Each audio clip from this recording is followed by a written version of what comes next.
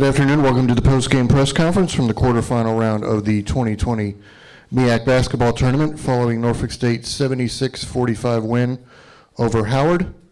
We're now joined by Howard head coach Ty Grace, as well as student athletes Imani Bryant and Ayonna Williams.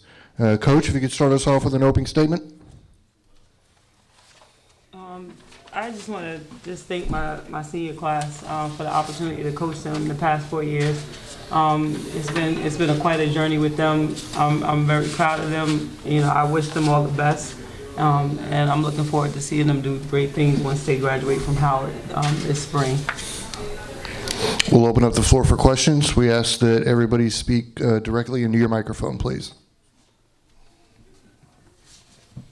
Coach, was this just not your night right from the beginning? No, I give the hats off to Norfolk. They came out very aggressive and ready to play. I don't think we were not prepared. We didn't shoot the ball well in that first quarter, so it kind of took a little bit of air out the balloon to start the game. So I wouldn't say it wasn't our night. We were a little undermanned tonight at the guard position. So that definitely hurt us. Obviously, Ayonna tends to try to put the team on her back, but it's tough when you have such an aggressive team as Norfolk State defensively, and you don't have a counterpart to kind of take some of that pressure off you. So I wouldn't say it wasn't our night. I just think that we were a little undermanned, and Norfolk State did a great job, keeping the gas on the pedal. Coach, the undermanned factor, was that the difference between the close loss at Howard, 83-80, and then the overtime loss here a couple of weeks ago? The game was closer because we had more people. In the first game, we had Sarah Edmond, who was our leading scorer and second in the conference in scoring when we played that game. And then in the overtime loss, we had another point guard on the floor and Ayonna Warren. So like I said, losing guards in that capacity against a very aggressive defensive team tends to hurt you. And obviously our posts haven't had that experience on the wing. Doing those kind of things, and I had 3 post players out on the floor, simultaneously. So it definitely affects the game, and like I said, hats off to Norfolk. They took advantage of that, and that's what I would do as a coach if I see some mismatches and where I could attack teams defensively. I'm certainly going to do that, and they did a great job. So for Imani and Ayonna, reflect a little just on your experience of 4 years, Howard, the MEAC, and what it's done for you individually as athletes and as young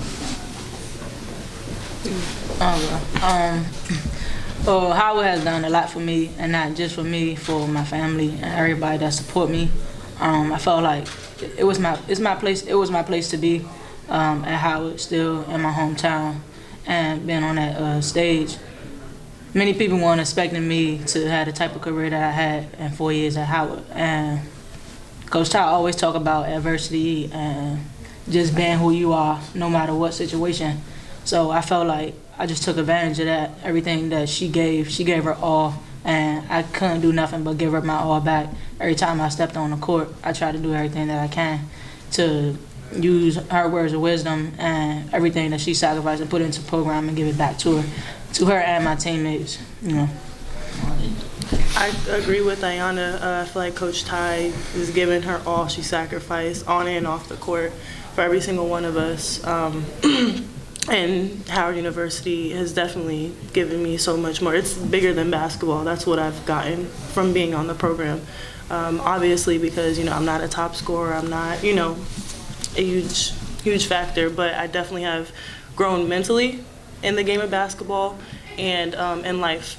I have quite a few lessons I've taken from my 4 years here under Coach Ty. You both graduated in May? Yes. That's what I want to hear. And Coach, how difficult is after a game like yesterday, because that was a tough game too, 79-72, and the way you had to win the ball game, a short turnaround, because it's not 24 hours. Right. To get ready for a ball game and shoot around is super early, so it's not like you get a chance to come in here. How hard is it really to prepare for a second round game right after you play the first round game? It's tough, but that's what it is. I don't give any excuses to my players. We didn't even talk about a turnaround. We talked about Norfolk State. We didn't talk about it's going to be tough to get up in the morning. They didn't get that response. They knew they got the schedule. We showed up, we watched film, we talked about it, and they were ready to go. I didn't leave that room for an excuse for them to say, hey, what are we gonna do? What about this? There was no, we gotta go beat Norfolk State. That was on the agenda the whole time. And so, yeah, everybody has a tough turnaround. The seeding is what it is. You can't determine those factors. When you get them, you go with them, you run with it, and you come to play and compete. And that's what I told my team. At third quarter, it seemed like the physicality of the game just got a little bit strange. I've never seen a game with two people end up with blood on them and got to sit out in that kind of way.